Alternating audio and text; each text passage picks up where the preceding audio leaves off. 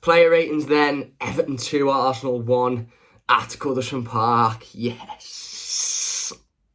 We needed that. I can't describe to you how good that feels. I really, really can't. I haven't witnessed Everton win a game of football for so long. And I haven't witnessed Everton win a game of football in that fashion for even longer. 1-1 with a couple of minutes to go. Damari Gray gets the ball and scores an absolute rocket to guarantee the Toffees a much needed 3 points. A point was never going to be good enough for Rafa Benitez's Everton side tonight. It was never going to be good enough for us Evertonians in regards to where we are in the league, the position, the current situation. I think there'd have been a lot of Evertonians that would have been extremely unhappy with only coming away tonight with a point, and that was how desperate we were to get all three. And as I said, I can't even describe to you how amazing that felt. That atmosphere at Goodison Park at the end of the game was unbelievable, absolutely unbelievable. And the players responded tonight. The players responded. They worked hard, they fought, they showed passion, they showed determination. The manager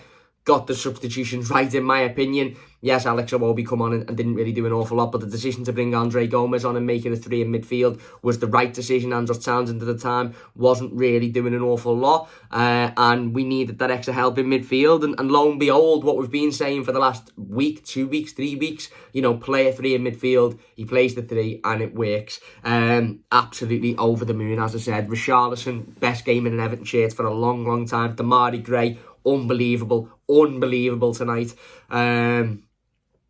The back four worked hard and defended really well through the body on the line. The midfield, again, Decore battled, worked hard. Gomez changed the game when he come on. Alan, worked his socks off. So, yeah, just absolutely over the moon. Everton's first win in 2 months.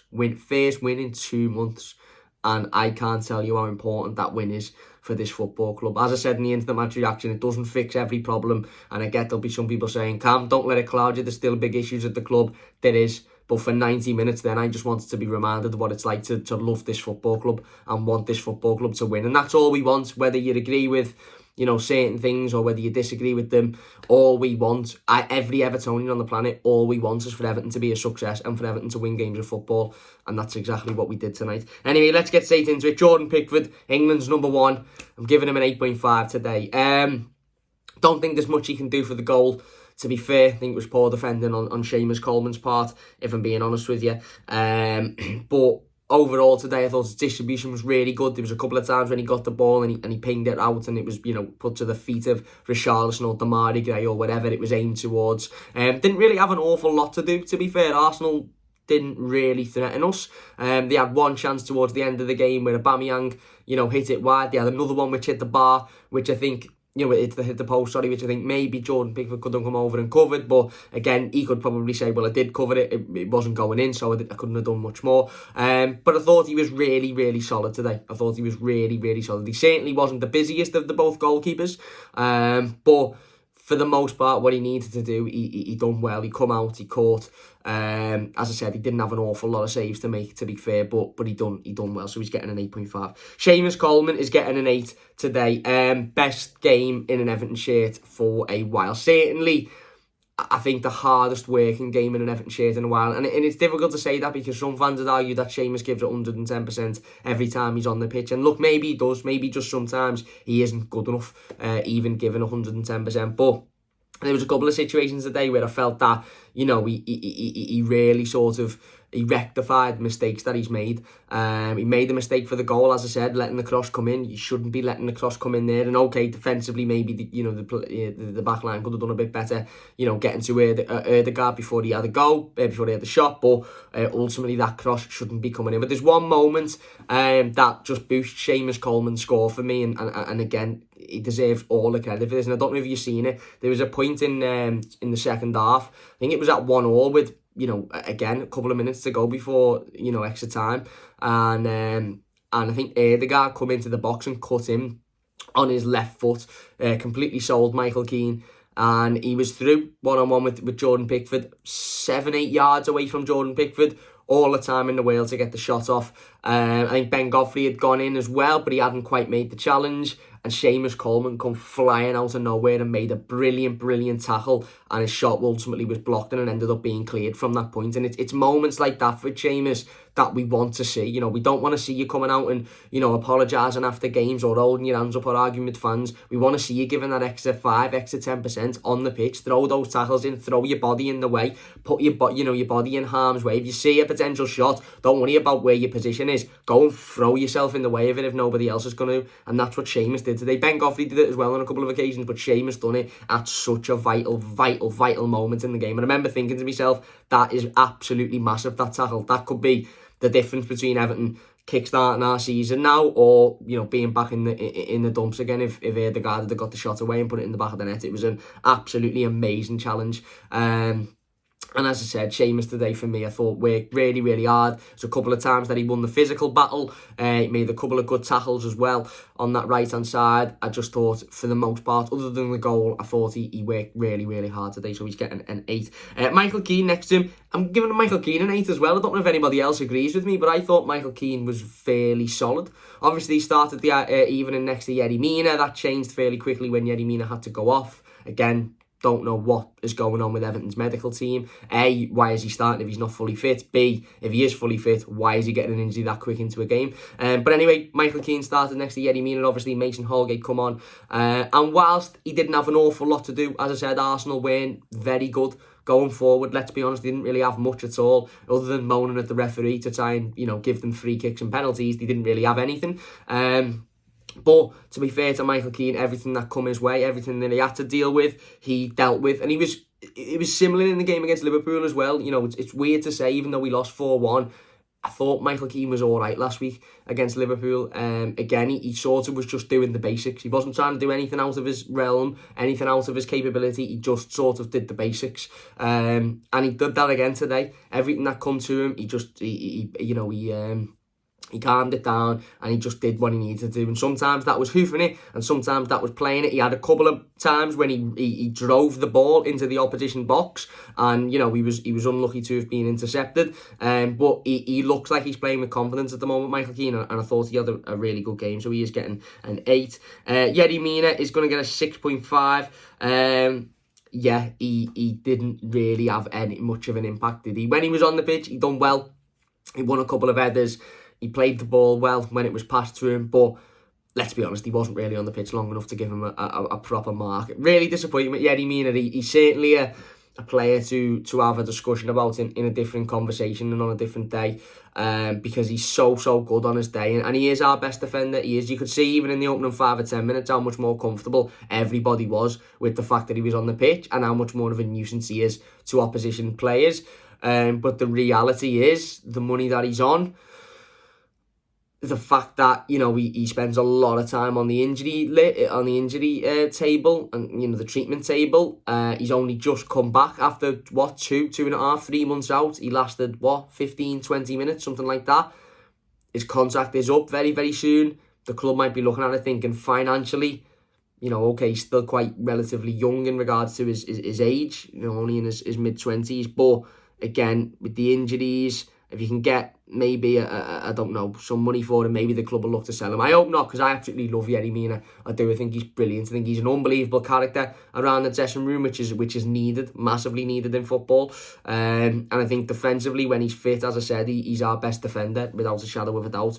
But his fitness is becoming a real problem. And as I said just before, I don't really know why the medical team are either allowing him to play or how he's managed to pick up another injury. But yeah, you can't really give him too high of a grade because he wasn't really on the pitch. We'll do Mason Holgate when we talk about the substitutes.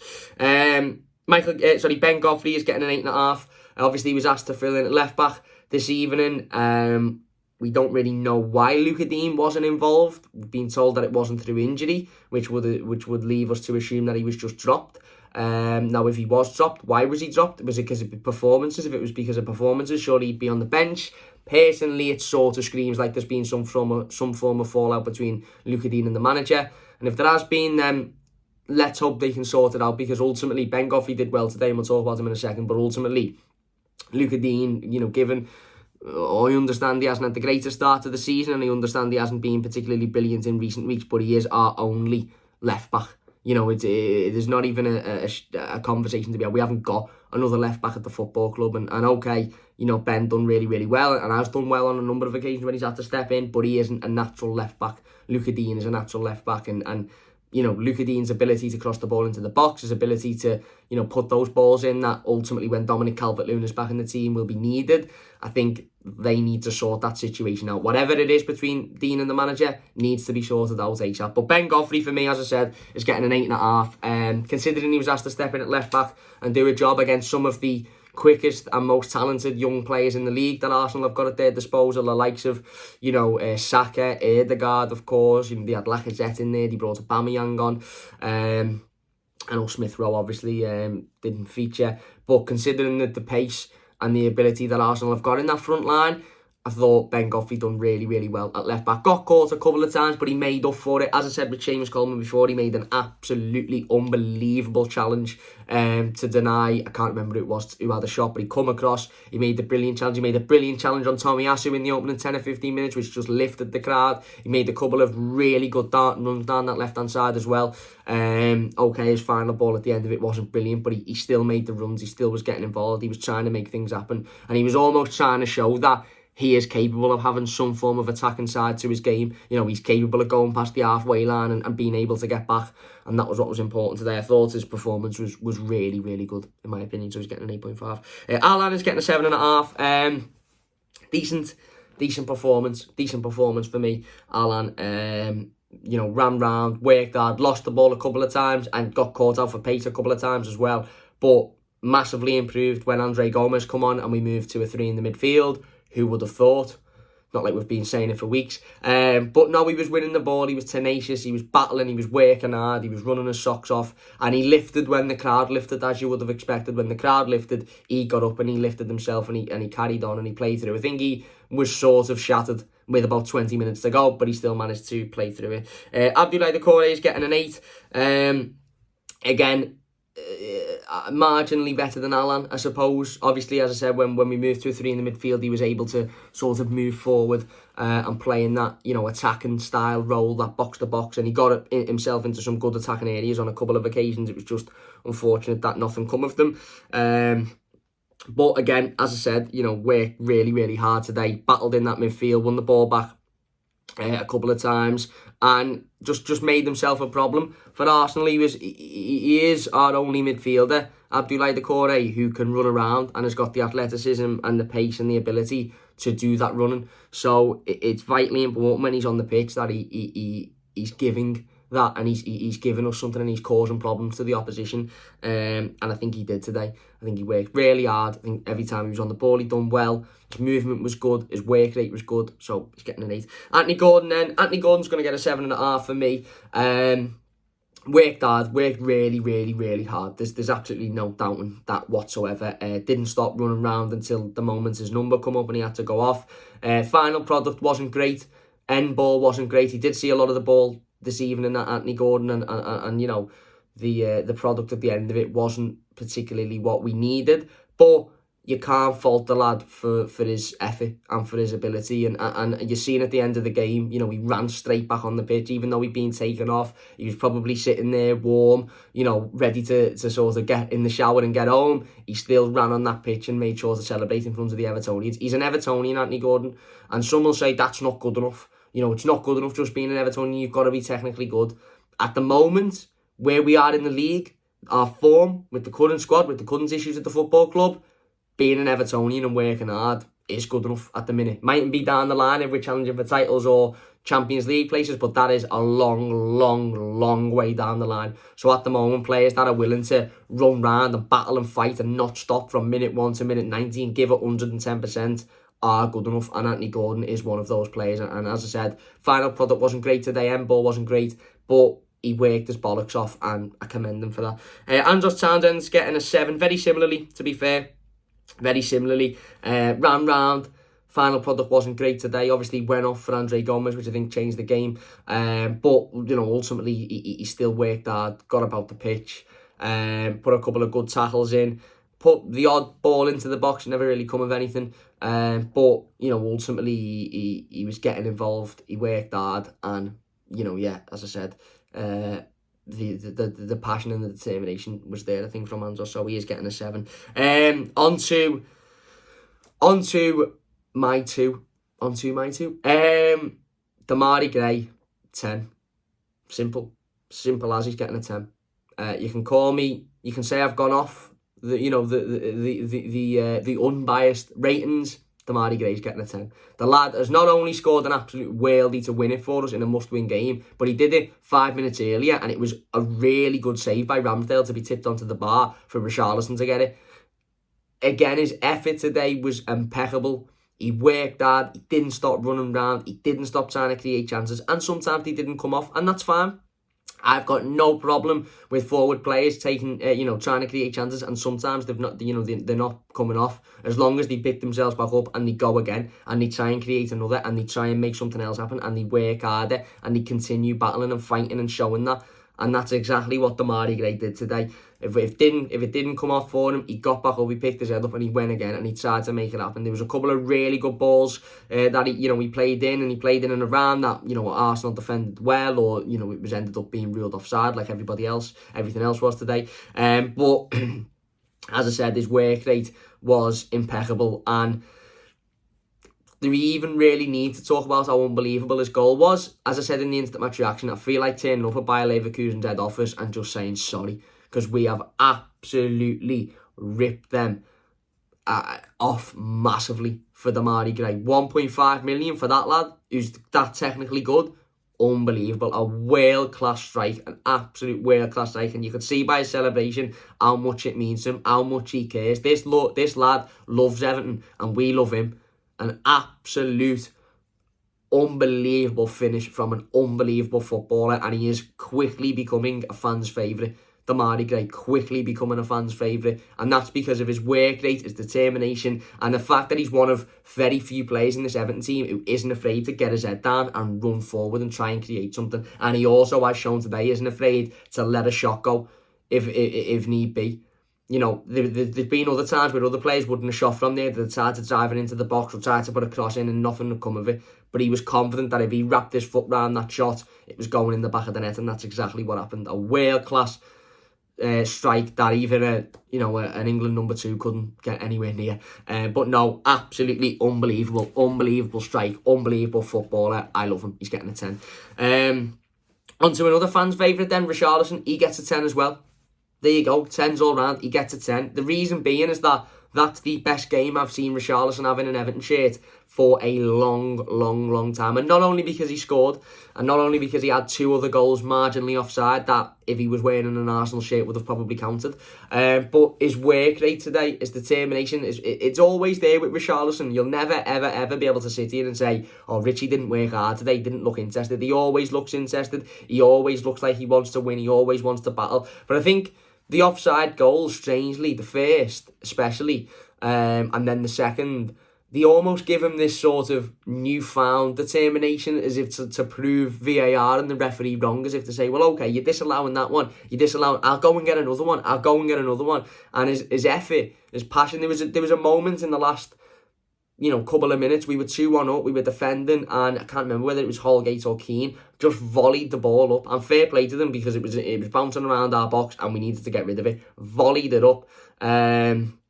and you're thinking that it's just a nothing situation. Arsenal will take the ball down, move it back up, and we'll have to defend it again. But it didn't. Richarlison battled with Ben White for it and ended up winning it and getting into a good area. And, unfortunately, the pass just didn't make it through. But he turned the situation, which went from a nothing situation and arguably, more pressure from Arsenal to go and find an equaliser to actually a chance on goal for Everton, with his determination, with his passion, with his energy. You could see by his celebration, all 3 of them, by the way, all 3 celebrations, but you could see by his first in front of me, and certainly his last, which was obviously the goal that counted, how much this lad means. How much this football club means to this lad. You seen him at the end of the game, a steward's escorting a kid off because he's ran on the pitch, and Richarlison's there in the steward's ear saying, leave him, I want to give you my shirt, and he's you can see him having a back and forth with the steward saying, no, leave him, he's alright. He's an Evertonian, Richarlison, and this is a lad who come from Brazil to the Premier League, come to Watford, and we signed him for big money, and he has just embraced everything it is to be one of us. He is one of us. Richarlison reminds me of what any Evertonian would be like if they were given the chance to play for Everton, just with a lot more quality. Because I can tell you, I'd work dead hard, but I wouldn't have anywhere near as much quality as Richarlison. But in his celebrations, the passion he shows, the effort, the work rate, the determination, he is an Evertonian through and through. And I said that in the instant match reaction, the day that lad leaves this football club, it is going to absolutely kill me, because I've said a number of times over the years, don't fall in love with the player, don't fall in love with the player, don't fall in love with...